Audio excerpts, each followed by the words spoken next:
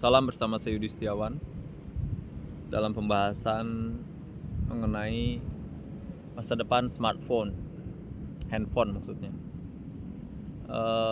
Dalam channel saya Suara 1037. Saya sempat menghayalkan ada orang yang sangat jago dalam hal mengetahui tipe-tipe handphone. Ya kemungkinan besar dia orang yang bekerja di gerai handphone, di era phone atau apalah itulah gerai handphone ya. Jadi dia jika melihat orang lewat, dia bisa menyebutkan serinya, fitur-fitur handphone itu. Misalnya dia melihat sekilas seorang wanita lewat, sekilas dia melihat dari fisik dari handphone, dia langsung menyebutkan serinya ini, merek handphonenya ini, kelebihannya ini. Dan dia sangat banyak sekali menghafal dari keluaran handphone zaman dulu sampai yang ter up to date yang sekarang. Tapi itu hanya dalam hayalan saya sih. Saya belum pernah menemukan orang seperti itu. Jadi ya senang juga sih kalau melihat ada orang yang bisa sehebat itu.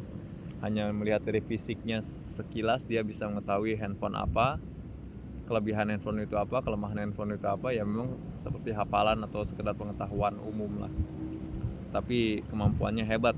Itu bisa jadi sebuah keahlian lah gitu loh untuk melihat handphone apa ini apa, dan bahkan bisa mendesain jenis-jenis handphone baru.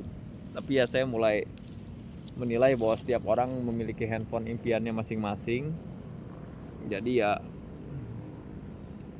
untuk bersahabat dengan lingkungan, saya memang menitik beratkan pada lingkungan, karena handphone juga seperti otomotif atau benda-benda lainnya, elektronik lainnya, itu mengakibatkan pencemaran lingkungan. Jadi bagaimana membuat pencemaran lingkungan ini diminimalisir lalu bisa dihilangkan, ya dengan mendesain handphone yang setelah menjadi limbah, termasuk handphone yang saya pakai untuk merekam video ini, tidak merusak lingkungan ya. Jadi ya itulah yang harus dilakukan. Jadi sebaiknya ya ada teknologi yang menjawab hal itu, bukan menjadi sebuah masalah di masa yang akan datang, termasuk radiasi yang handphone pancarkan ya. Lalu untuk tren handphone, saya ingin mengatakan bahwa saya pernah membaca dulu ada handphone yang built-in atau disebutnya rakitan gitu ya. Baterainya bisa model ini, layarnya model ini, kamera depan model ini, kamera belakang model ini. Dan bagi saya handphone yang model itu adalah handphone yang paling cocok, tapi pabrik mungkin tidak mau mengeluarkan karena mungkin tidak ada keuntungannya ya dengan memproduksi handphone model seperti itu. Tapi bagi saya, jika itu bisa membuat orang itu tidak bergonta-ganti handphone terlalu sering, karena memang mengganti-ganti handphone akan menambah jumlah produksi yang merusak lingkungan, karena proses produksi pembuatan alat elektronik cenderung merusak lingkungan lah, dengan konsumsi energi yang banyak, dengan teknik-teknik yang rumit, dan ya memakai air, memakai listrik, memakai kekuatan, ya pokoknya mengeluarkan emisi-emisi yang tidak baik. Jadi ya harus dibuat handphone yang sedapat mungkin yang memang bisa diservis. Itu berlaku juga untuk televisi, kipas angin, kulkas, terus alat-alat elektronik yang lainnya, mainan anak-anak juga. Jadi dengan kondisi alat-alat elektronik bisa diservis, itu akan membuat dunia atau lingkungan tidak terbebani dengan sampah.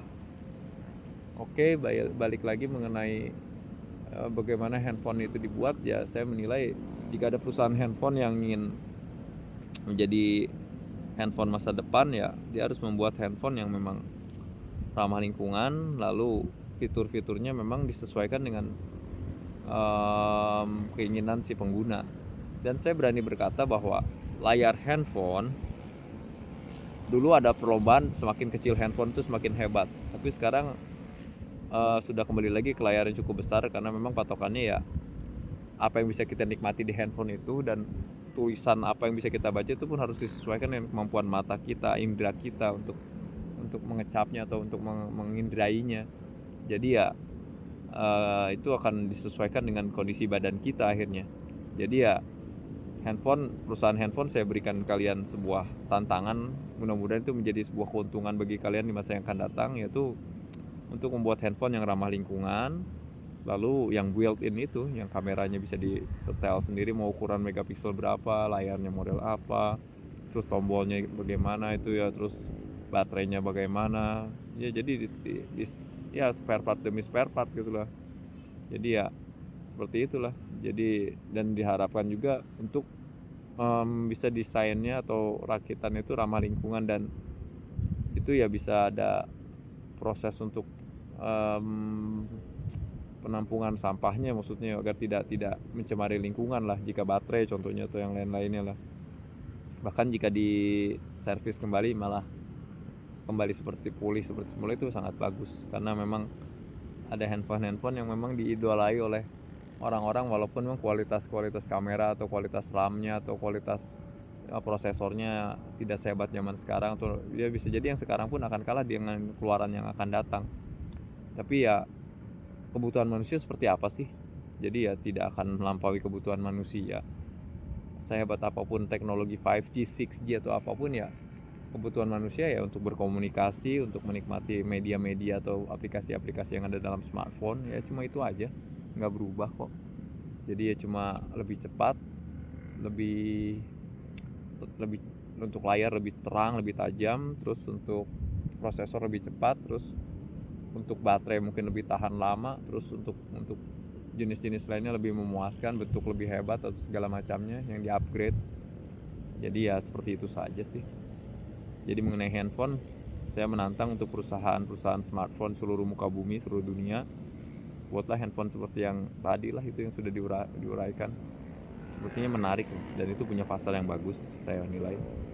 Oke, sekian dan salam. Semoga kita tidak berfoya-foya dengan handphone, tetapi bisa produktif dengan handphone yang kita punya, maksudnya smartphone yang kita punya. Oke, salam dalam suara 1037 bersama saya Yudi Setiawan. Bye.